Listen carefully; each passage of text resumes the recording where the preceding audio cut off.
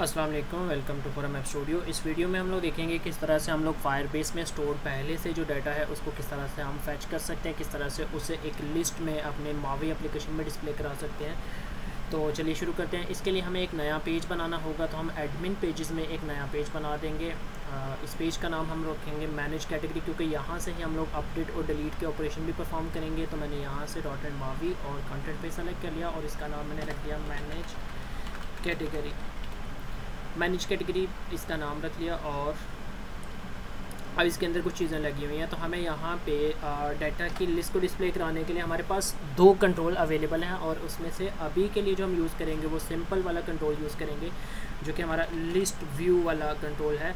इसके अलावा हमारे पास एक कलेक्शन व्यू भी है, जो कि इससे एडवांस है, जो कि हम बाद में यूज़ करेंगे। तो कलेक्शन व्यू हम बाद में यूज़ करेंगे। तो अभी के लिए हम लोग लिस्ट व्यू को यूज़ कर लेते हैं। यहाँ से मैंने ड्रैग एंड ड्रॉप करके इसे यहाँ पे छोड़ दिया, तो ये एक लिस्ट व्यू यहाँ पे आ गया आपके पास।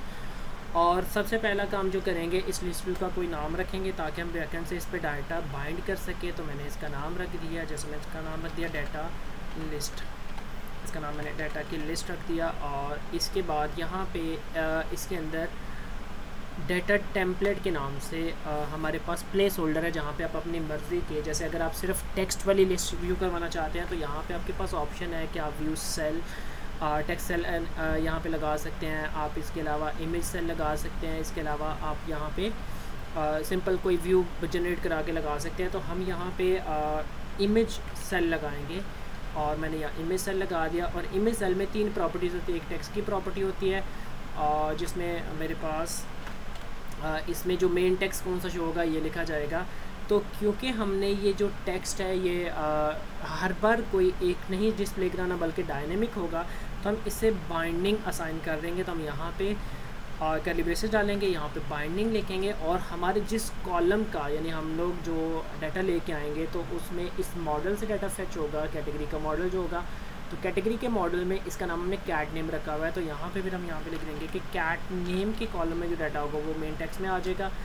इसके बाद हम यहाँ से बाहर जाएंगे और इमेज सोर्स, हम कौन सी इमेज लगाना चाह रहे हैं। तो हम कोई एक इमेज नहीं लगाना चाह रहे, बल्कि हम जितनी भी इमेजेस लगी हुई हैं अलग अलग हैं, तो वो भी क्योंकि बैकएंड से आएंगे तो यहाँ पे भी हम मैनुअली कुछ नहीं लिखेंगे बल्कि बाइंडिंग लगा देंगे कि ये जो कॉलम, ये जो स्पेसिफिक इसकी फील्ड है वो इमेज के सेल से बाइंड हो जाए। और लास्ट वाली जो कि डिटेल वाली होगी, तो इसमें तीन चीज़ें होती हैं। तो डिटेल वाली को भी हम लोग बाइंडिंग ही असाइन करेंगे। तो मैंने इसे बाइंडिंग लिख दिया और इसकी बाइंडिंग जो है वो हमारी कैटेगरी की डिटेल्स। तो अब हमने तीन कॉलम थे हमारे पास जो कि हम यहाँ पे डिस्प्ले करा सकते, हमने तीनों लगा दी। यानी मेन टेक्स्ट में कैटेगरी का नेम लिखा होगा, इमेज में उसकी इमेज लगी होगी और बाइंडिंग में उसकी डिटेल लगी होगी। अब हम इसके अंदर कुछ और प्रॉपर्टीज़ असाइन करते हैं। जैसे ये एक वर्टिकल स्टैक लेआउट है, तो इस वर्टिकल स्टैक लेआउट को हम लोग कुछ पैडिंग असाइन कर देते हैं। जैसे मैंने पैडिंग इसको 24 पिक्सल असाइन कर दी।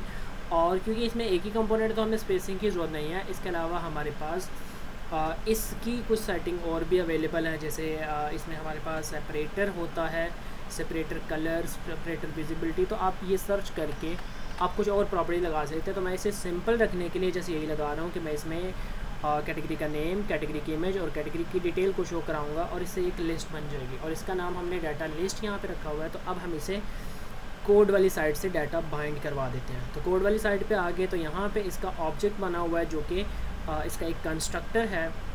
इसके कंस्ट्रक्टर में हमें डाटा को पास करना है। तो लेकिन क्योंकि हमारा डाटा फायरबेस से आ रहा है जो कि एसिंक्रोनस नेचर का डाटा है, तो इसलिए हम यहाँ पे एसिंक एक फंक्शन बना लेंगे। मैंने एसिंक और वॉइड कैटेगरी का, क्योंकि कुछ रिटर्न नहीं करेगा, और उसका नाम मैंने रख दिया लोड डेटा। तो मैंने एक ये फंक्शन बना लिया एसिंक लोड डेटा। और अब यहाँ पे हमारे पास एक मसला ये है कि फायरबेस से जो डाटा आता है उसमें दो चीज़ें होती हैं, एक होता है उसकी की और एक होता है उसका ऑब्जेक्ट। लेकिन हम जब कोई लिस्ट बनाएंगे, जैसे हमने तो उस हमारा जो मेन लिस्ट व्यू है उसको कोई डाटा जो असाइन कराना है वो जस्ट डाटा होगा एक मॉडल की फॉर्म में। तो हम कुछ यहाँ पे एक लिस्ट बना लेंगे। सबसे पहले तो मैंने लिस्ट बना ली, लिस्ट ऑफ कैटेगरी। तो यहाँ पे देखिए मैंने एक लिस्ट बना ली और इसमें जो लिस्ट किस तरह की बनाऊंगा वो कैटेगरी टाइप की लिस्ट होगी। एक मैंने जेनेरिक लिस्ट बना ली कैटेगरी। और यहाँ से जैसे आप सेलेक्ट करोगे तो यहाँ पे मॉडल ऑटोमेटिकली इंपोर्ट हो जाएगा। तो ये एक लिस्ट बन गई, इसका नाम मैं रख देता हूँ कैट्स इज़ इक्वल टू और यहाँ से अब हमें एक नई लिस्ट बनानी है जो कि एम्प्टी लिस्ट बन जाएगी। अब हम इस लिस्ट में डाटा ऐड कर सकते हैं, लेकिन क्योंकि हमने डाटा जो है वो फायरबेस से फेच करना है, तो फायरबेस से जब भी आपने कोई डाटा फेच करना होगा तो आपको फायरबेस की डाटाबेस से कनेक्ट होना होगा यूआरएल से। तो क्योंकि यूआरएल तो पहले हमने फायरबेस हेल्पर में सेव कर ली हुई है, तो हम इस क्लास के अंदर रहते हुए इसके कंस्ट्रक्टर से ऊपर जो है वो अपना एक ऑब्जेक्ट बना सकते हैं फायरबेस हेल्पर का। तो मैंने लिखा फायरबेस हेल्पर, ये मेरे पास आ गया और मैंने एक नया ऑब्जेक्ट इसका बना लिया।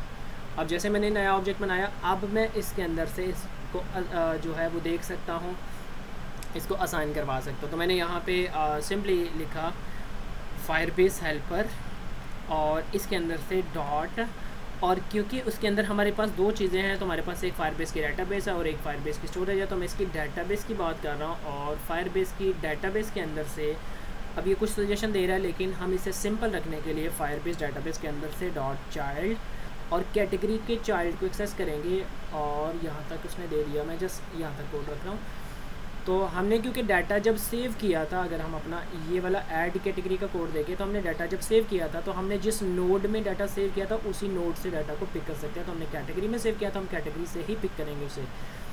और ये हमारे पास कैटेगरी का डाटा आ गया। और इसके बाद हम यहाँ पे कैटेगरी डॉट चाइल्ड और यहाँ पे एक ऑप्शन है वंस एसिंक। और वंस एसिंक का मतलब कि हम लोग इसमें डाटा किस तरह की नेचर का डाटा ले रहे हैं। तो यहाँ पे मैं कैटेगरी को रेफ़र कर दूँगा और ये एक फंक्शन की तरह बिहेव करेगा।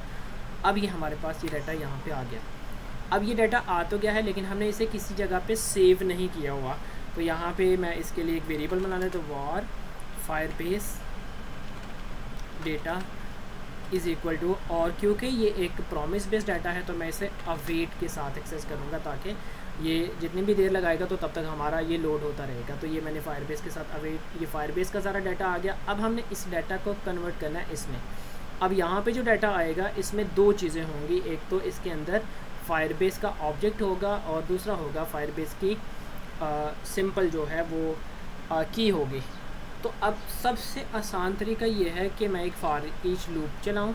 मैंने एक फॉर ईच लूप चलाई और जितना भी फायरबेस के अंदर डाटा है उस सारे डाटा को मैं कन्वर्ट कर लूँ इस लिस्ट के अंदर।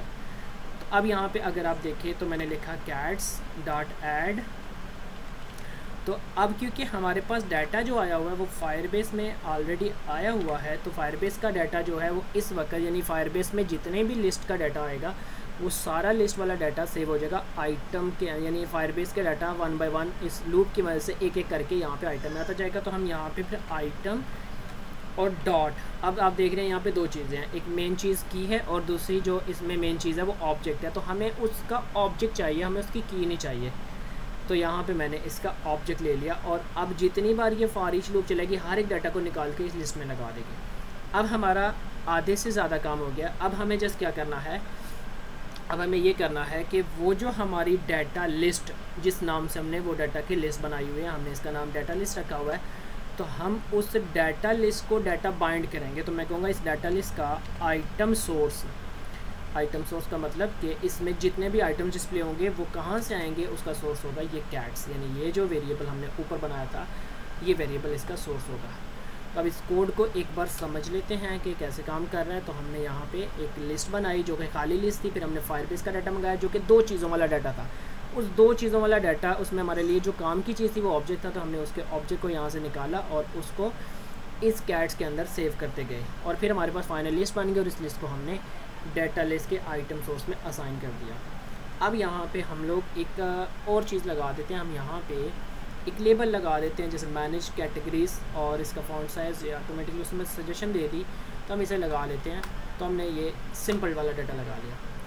अब हम इसको as a start page set करेंगे, इसको ही मैंने as a start page set करना है। तो मैं ऐप के अंदर आप एक चीज़ याद रखें कि अभी हम इसमें नेविगेशन वगैरह नहीं कर रहे, हम लोग सारे बटनों को आपस में जोड़ नहीं रहे क्योंकि अभी हम बेसिक सीख रहे हैं।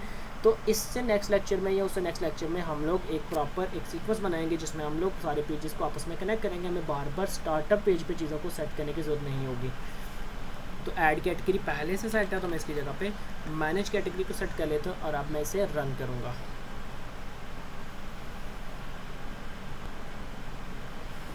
ओके, यहाँ पे आप देख सकते हैं कि हमारी एप्लीकेशन ओपन हो गया और इसमें कोई डाटा नहीं आ रहा। इसकी एक रीज़न ये है कि हमने जो अपना मैनेज कैटेगरी वाला लोड डाटा का फंक्शन बनाया, इसे हमने बना तो लिया लेकिन ये कंस्ट्रक्टर में रन नहीं हो रहा, तो हम इसको कॉपी करेंगे यहाँ से और इसे कॉल कर देंगे यहाँ पे। तो अब हमारे पास ये डाटा भी बाइंड होके आएगा। तो इसे दोबारा से रन करेंगे।